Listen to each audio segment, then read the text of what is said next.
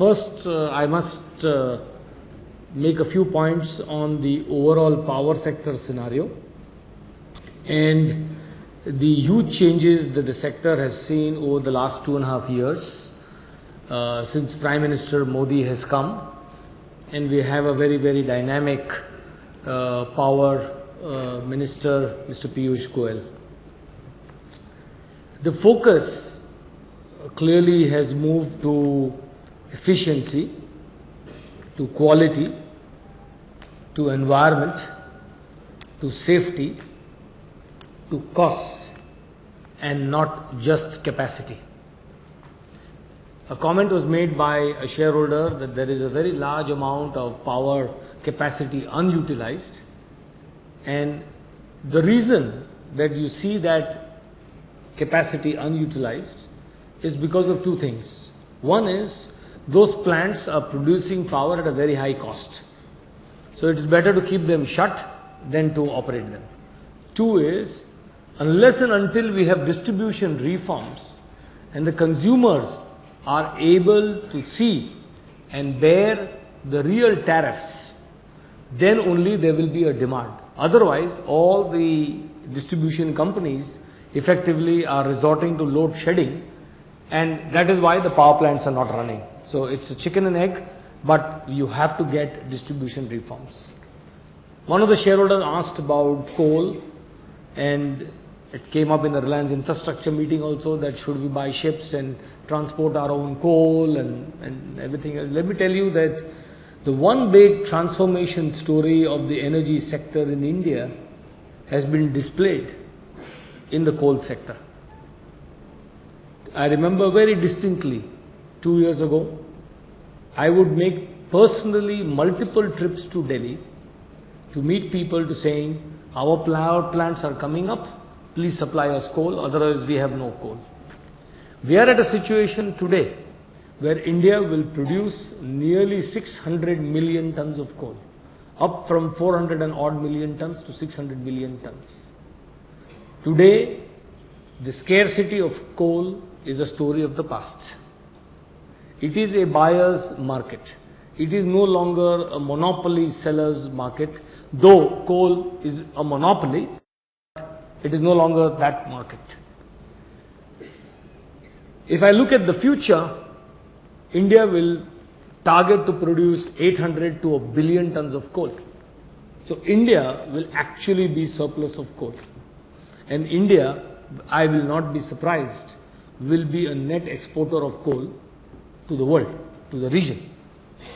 This is the big, big transformation. So the assets, the coal mines, the reserves, the people, all remain the same. What has changed? There are two leaders who have changed. Prime Minister Modi, Power Minister Piyush Goyal, he is also the coal minister. Everything remains the same. So the power of execution is the key power. And I think that as we look at the power sector and we look at what are all the changes coming, solar power was 10, 12, 15 rupees a unit. Now it is 4.5 rupees a unit. Wind power was 6, 7 rupees and solar was 15 rupees. Now solar power is cheaper than wind. Coal-based power was 3, 4 rupees. It is now 5, 6 rupees. Solar power is cheaper than coal-based power. Hydro power was 3, 4, 5 rupees. It is now 8, 9 and 10 rupees. And that is why you will see that in the energy mix of the country for the future, there will be very, very poor development of the hydro sector, apart from the environmental risk, the R&R, the movement of people, and the cost of power.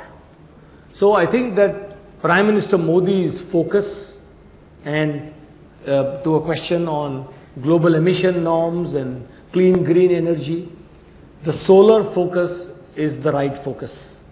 And I think India has a great, great opportunity. It is one of the top 3 countries in the world in terms of solar potential. If you look at Rajasthan, Maharashtra, UP, Tamil Nadu, all our wastelands, all our salt pans, all our deserts are basically places where we can generate very, very large quantities of solar power. So we have a very ambitious target in India for solar power, and I'm very, very confident that India as a country, Reliance is only a small player in that, will ultimately achieve that solar balance going forward. I think that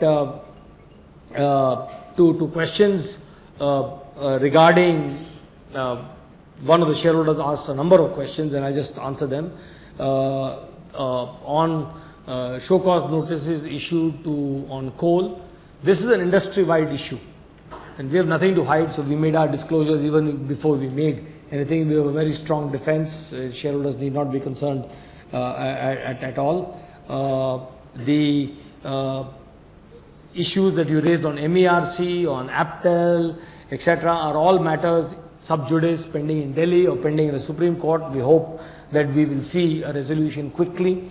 Venu covered in his presentation that due to the delay in land allocation in Tilaya in Jharkhand, due to the change of law of coal in Indonesia as far as Krishnapatnam, we basically engaged with both the states to terminate those PPAs, to bring a cordial closure on a bilateral basis, and not go into something that is unviable for them or for us. If you're going to produce power at 5 rupees, it's unviable for them. If you start saying, I want power at 1 rupee or at rates that you signed in 2008, it's unviable for us. So we have to find a balanced solution. A question was raised in terms of what is the prevalent technology for solar in the future? And you mentioned about concentrated solar. I think the technology of the future over the next few years at least, till technology is developed rapidly, will be photovoltaic. Either it will be thin film or it will be crystalline, and that is the way most of the capacity over the next few years will come. I can't predict what will come in 2020 because technology is evolving in a very, very major way. So those were some of the points that were raised by shareholders. Let me make a few comments in terms of the conservative nature of Reliance Power's financials. We have perhaps the lowest debt equity ratio of just 1.77:1, and we will continue to drive that down even further. We believe that we will look at the future with great caution. We will look at the future with absolute magnifying glass to see that we do not take unfettered risks and bring in our balance sheet, and do not grow for the hell of growing. Just for the heck of growing, I don't think we want to do that. So we believe that we have an opportunity to double our Rosa Power project from 1200 to 24. We have an ability to double our Butibori project from 600 to 1200. And we have an ability to feed the Bombay distribution business and to meet the renewable obligations. And since solar is the developing area, we would look at between 300 and 400 megawatts of solar.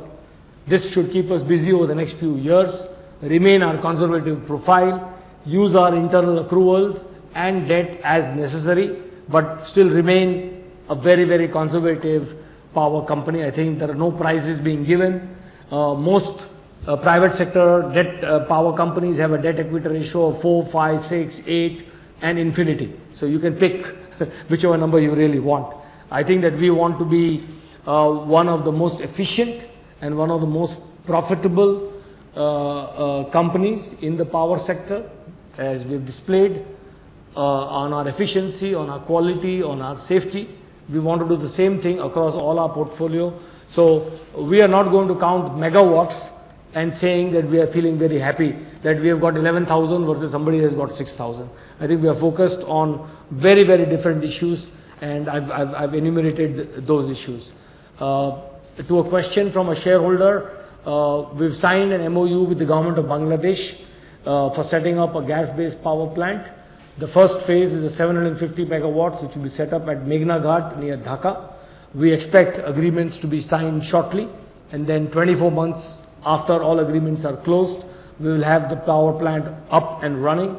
In Bangladesh, again, bulk of the power is decentralized. bulk of the power is generated from diesel at very, very high cost and with an absolute damaging effect on the environment. So we are moving diesel-based power to clean, green, gas-based power, and that is what we are trying to contribute to the country of Bangladesh. As you know, India and Bangladesh have very cordial relationships. Prime Ministers visited Bangladesh. $1 billion line of credit has been extended by India to Bangladesh. So the financing is available. The market is there. We are moving from very high cost diesel power to competitive clean green power, and of course, most important, environment, safety, quality of life for the people of Bangladesh. So I think this will be our contribution to Bangladesh. So those are our initiatives. So we will continue to remain conservative. We will continue to grow organically in the portfolio. And I think, like we said in the Reliance infrastructure meeting, that using our world-class practices in O&M on metros, we have a similar opportunity to create a O&M vertical in our power business to go and operate and maintain power plants in the rest of India. We don't have to own those plants. We can just operate them and agree on an efficiency sharing mechanism whereby we should get paid if we operate your plants more efficiently. So it's a question of intellectual capital. It's not a question of financial capital. So I'm enthused with the changes that I see in the power sector, the opportunities in the solar sector, and the strong portfolio of businesses, the strong portfolio of leaders that we have in the company.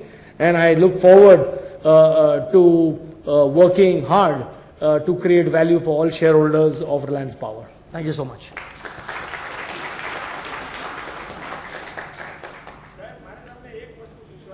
બોલો સાહેબ.